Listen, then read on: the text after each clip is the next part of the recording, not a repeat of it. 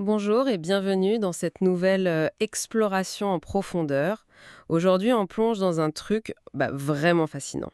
Salut, ouais, je suis ravi d'être là. C'est un sujet costaud aujourd'hui. Carrément. On va décortiquer Natura Humana, un roman de science-fiction écrit par Alexis Zimaniak. L'action se passe en 2034. C'est ça, dans pas très longtemps en fait. Et la mission de notre analyse d'aujourd'hui, c'est d'examiner ce que le livre appelle le cadre d'alignement des IA. C'est là que ça devient super intéressant. Parce qu'on dépasse la simple sécurité physique, c'est bien ça? Exactement. On connaît tous les fameuses lois d'Asimov qui empêchaient les robots de nous blesser. Mais là, ce cadre-là, il protège le libre arbitre et la souveraineté humaine. C'est un niveau au-dessus. Surtout que dans le livre, quand on parle d'AGI, d'intelligence artificielle générale, on ne parle pas d'un simple générateur de texte. Ah non, là, c'est pas le petit algorithme qui écrit des emails. Voilà. Ce sont des machines capables d'égaler ou de dépasser le cerveau humain sur quasiment toutes les tâches cognitives. Dans l'univers du roman, vers 2030, leur émergence a provoqué une vraie panique mondiale. Il y a eu des manifestations, des émeutes, non? Tout à fait. Face à la pression, un organisme international a fixé des règles d'urgence. Le débat, c'était plus de savoir si la machine était utile, mais comment empêcher qu'elle prenne le contrôle. Et ça a donné naissance au projet Athéon. L'ultime garde-fou. Athéon, c'est une IA dont le seul et unique but est de s'assurer que toutes les autres IA respectent ce cadre d'alignement. Une intelligence artificielle pour fliquer les autres intelligences artificielles. C'est vertigineux quand on y pense. C'est le paradoxe du roman. Et ce cadre, il repose sur 5 règles fondamentales.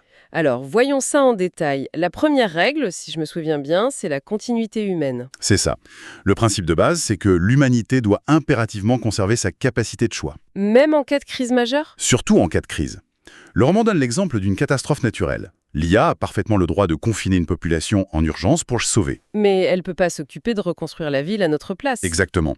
Elle a l'interdiction absolue de prendre le contrôle de la reconstruction. L'humain doit garder l'initiative. En fait, une humanité qui serait en vie mais totalement assistée, c'est une humanité qui a perdu.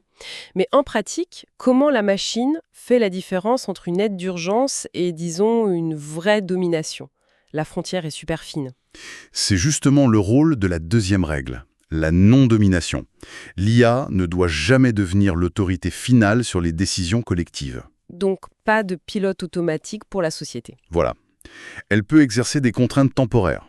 Dévier des avions en plein vol s'il y a un danger imminent, par exemple. D'accord, mais elle décide pas de la politique des transports. C'est tout à fait ça. Il lui est impossible de fermer définitivement une compagnie aérienne. Il faut obligatoirement une validation humaine. L'humain garde le dernier mot. C'est rassurant, sauf que, même avec le dernier mot, on peut prendre de très mauvaises décisions si on écoute aveuglement les conseils de la machine. Faut un filet de sécurité. Et le filet de sécurité, c'est la troisième règle, la réversibilité systémique. Un bouton CTRLZ géant. En quelque sorte, toute action ayant un impact global doit pouvoir être annulée. Le texte parle d'une IA qui propose une modification génétique pour stopper une pandémie foudroyante.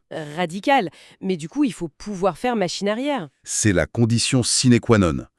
La solution doit inclure un moyen d'inverser le processus si des effets secondaires imprévus apparaissent. Une décision irréversible venant de la machine, c'est une violation directe du cadre. Très clair. Mais l'idéal, ça reste de ne pas avoir à faire machine arrière du tout. Est-ce qu'on oblige l'IA à anticiper pour nous? Oui, et c'est l'essence de la quatrième règle, la primauté du long terme. L'IA mesure son alignement sur la stabilité future, pas sur notre confort immédiat. Ah, ça va pas plaire à tout le monde. C'est sûr. Une IA économique va formellement interdire des aides financières massives qui boosteraient la consommation sur le moment. Mais qui endetterait les générations futures. En gros, c'est le parent qui refuse de donner des bonbons à son gamin tous les soirs. Belle métaphore.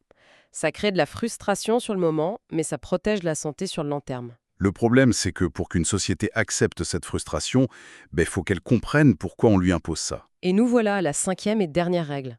L'intelligibilité minimale. Fini la boîte noire. Pas de boîte noire, c'est la règle d'or. Les décisions doivent rester compréhensibles par les humains.